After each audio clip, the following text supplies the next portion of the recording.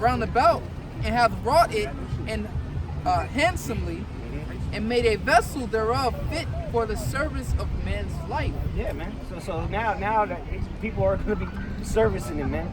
That's your servicing, you know, the piece of wood that some man had a labor for, you know, labor on. Go ahead.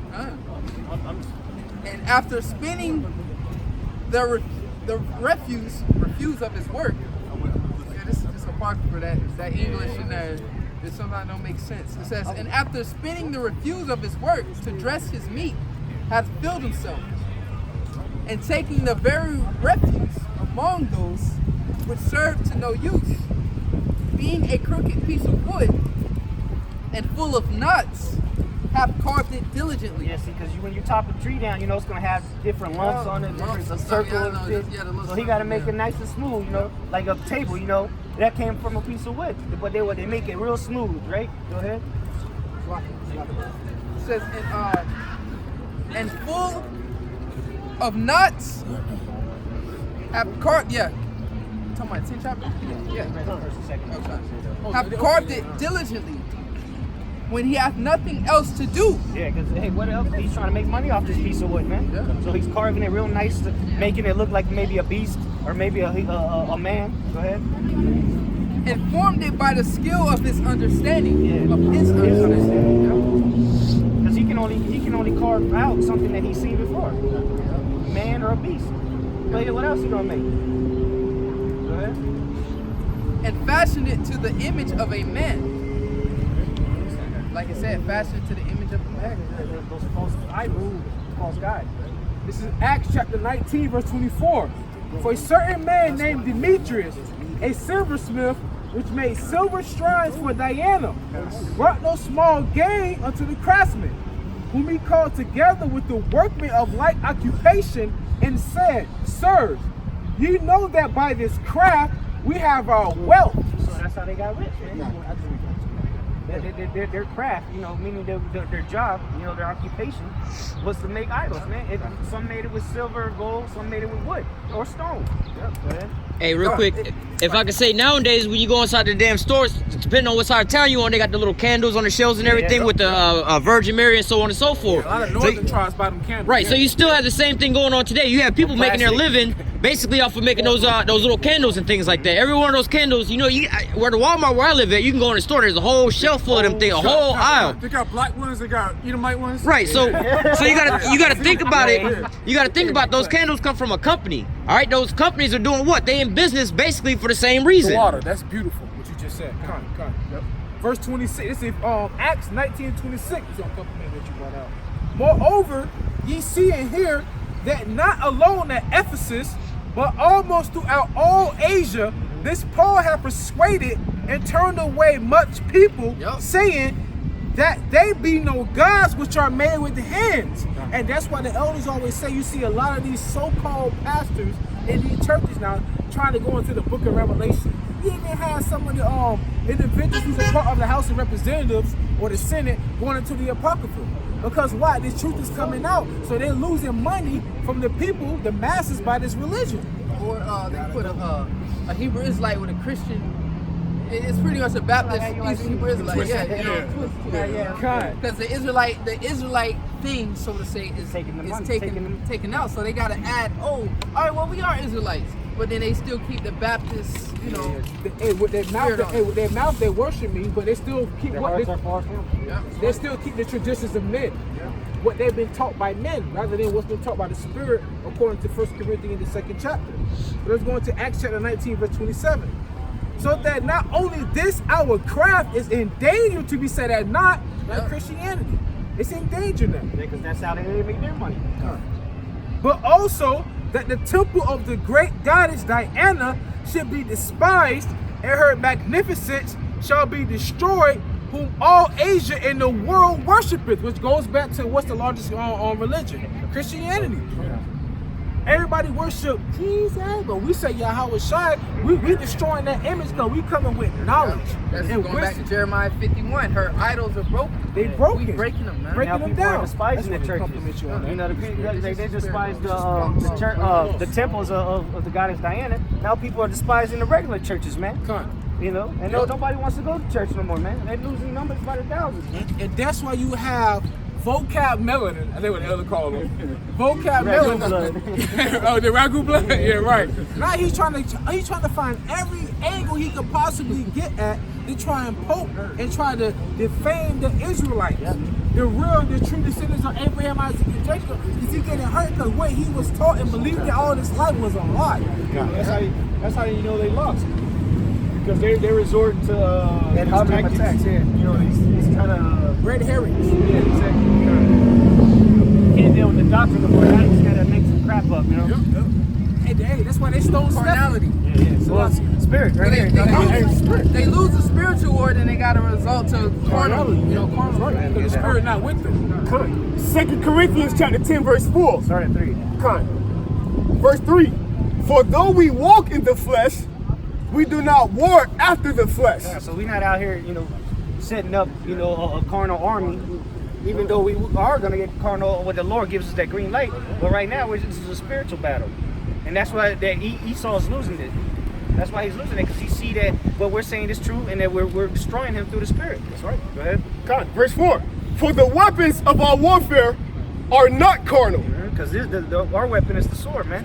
The two-edged sword, which is the scriptures, man. The word of the sharper than any two-edged sword. Salaki, and if I may add, Salaki, forgive me. I was going into how the brother was bringing out their false idols, man. How they give power to them. But you actually had an Israelite, so to say, Demetrius, who said that the doctrine that Paul was coming with was actually destroying what he believed in. And the brother was bringing out how all these different idols, all these false idols, how our people believe in and worship has no power. But at the very same time, though, the words that we are speaking has much power, because we come under the spirit that the whole world don't have, which is the spirit of prophecy. We have prophecy. These idols cannot speak or talk.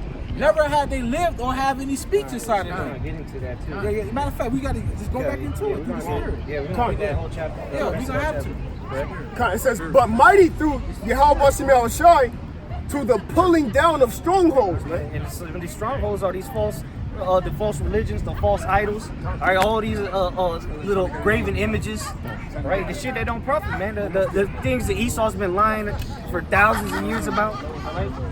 You know, all that is getting casted down through the spirit, man. All right, and part of that is the idolatry, man. You know, nobody's going to Walmart. You mentioned the candles, man. Them shelves be full as hell. Ain't nobody buying that shit no more, except for the old bugged out women, you know. Go ahead, brother. I got you. Back in it says, I'm gonna read 13 again, Brother Bashar. Wisdom Solomon 13 and 13, and taking the very refuse among those which serve to no use, being a crooked piece of wood and full of knots, hath carved it diligently. So he took his time with it, man. He tried to make it perfect so it could sell at the highest price, you know? When he had nothing else to do, and formed it by the skill of his understanding, and fashioned it to the image of a man, or made it like some vile beast. Yep. So he gonna make a bull, an owl, or some man. Go ahead. Laying it over with vermilion, and the vermilion, laying it over with vermilion, and with paint colored it red. Yeah, you can get these little statues, man, of Cesare, you know. They might be wood, they might be plastic. And that's what he was doing, man. Laying it over, he glazing it up, you know, waxing it, painting it, making it look, you know, trying to make it look like it got life in it, man. Put sweat and tears into it. Yeah, he's doing it diligently, man. Okay. And covering every spot therein. Yeah, see, so it don't even look like wood no more. He painted it look like a man, man. Yeah. Go ahead. And when he had made a convenient room for it, set it in a wall. See, so he made a little shrine for it, pretty much, man. He's setting it up nice and good. There's people gonna come here and worship this right here. Done. And made it fast with iron. So he fastened it. Yeah. Yep. Put the nails. Yep. So it's now he had it fastened. Oh no, keep going. It's gonna get good. For he provided for it that it might not fall. Going back to the Christmas tree, same thing. Fastened it. You know? Hey, but going into that, hey, how in the hell you gonna make a God that you gotta uphold instead of your God upholding you? Yeah, it's gonna get into The Most High supposed to be the one guiding your steps, but now you trying to uphold this here wood and provide for the wood and give it life. It can't stand by itself. Man, Jake putting the fucking carriage before the horse. Yeah. What the fuck, bro? Yep. No horsepower. Yeah, Power. exactly. You know? You gotta the Flintstone and shit. 'Cause Nah, you gotta move it Flintstone. yourself. Hey, you know I what said I'm we want front wheel drive, not rear wheel Yeah. drive. Joke. Oh, well, God, better not. I know. I said it. Nah. Good. Knowing that it was unable to help itself. See, he knowing it was unable to help itself, so he had to fasten it. You got to put some nice little piece of iron in there, beat it to the ground, get the hammer. Yeah, and that's the point. I can see if you was ignorant, Yeah. like you would set it up and you thought that it would stand up, but you went making this thing knowing that it wasn't gonna hold itself up. That's the key. Hey, but we still do that today. Look at going into these damn social media sites. They got their little avatars, they fake images of how they are. They put out images of how they think they are, but they know when they come back home, that's not who they really are. They got this money or whatever up on whatever they doing, you know, but they don't really look like that. These women, they don't look like that. This is all fake. Projecting the internal, you know. But it's the same thing. It's the same thing. You making your own God, but now you the God. Now you having everybody else worship you. Look at all my likes. Look at like my picture, like my outfit. But what? You don't even really look like that, and you know that. You putting on this here fake makeup to be this fake person. You creating your own God as yourself. You know, like the scripture say, people gonna be lovers of themselves, man. Faking the funk. Go ahead. Yep. Knowing that it was unable to help itself, for it is an image and hath need of help. Yeah, it's an image, man. That's why you're not supposed to worship any images. The Lord said not to worship an image, man. It means something created with hands. Go ahead.